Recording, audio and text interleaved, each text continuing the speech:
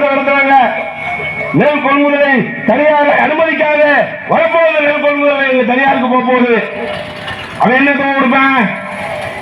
என்ன விலை கொடுப்பான்? அந்த விலையை யார் தீர்மானிப்பது? இப்படி ஏராளமான பிரச்சனைகள் இருக்கு.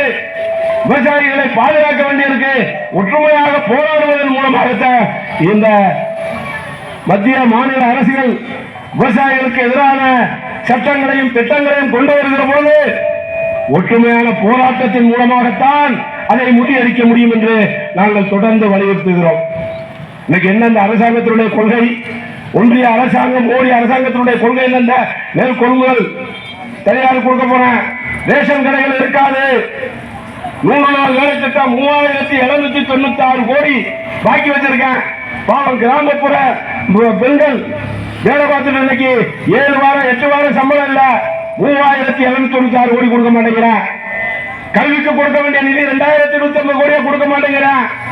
நேற்றைய தினம் பாராளுமன்றத்தில் நம்முடைய நிதி அமைச்சர் நிர்மலா சீதாராமன் என்ன சொல்லியிருக்காரு? எங்களுடைய விவசாய சங்க தலைவர் அம்ராராம் எழுப்பிய கேள்விக்கு அந்த நிர்மலா சீதாராமன் நிதி அமைச்சர் என்ன சொல்லியிருக்காருன்னா, இந்தியாவில் கடந்த 10 ஆண்டுகளில் 14,35,000 கோடி ரூபாய் 14,36,000 கோடி ரூபாய் கடன் தள்ளுபடி செய்யப்பட்டிருக்கிறது என்று சொல்லியிருக்கிறார். கடன் தள்ளுபடி எவ்வளவு? 16,35,000 கோடி. எவ்வளவு அக்கிரமம் இல்லையா? விவசாயிகளுடைய கடன்களை தள்ளுபடி செய்ய, ஏழை மாணவர்கள் வாங்கி இருக்கக்கூடிய கல்வி கடனை தள்ளுபடி செய்ய முடியாது.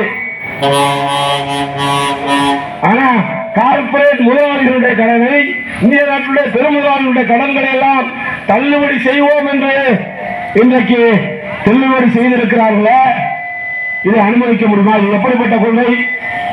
இப்படிப்பட்ட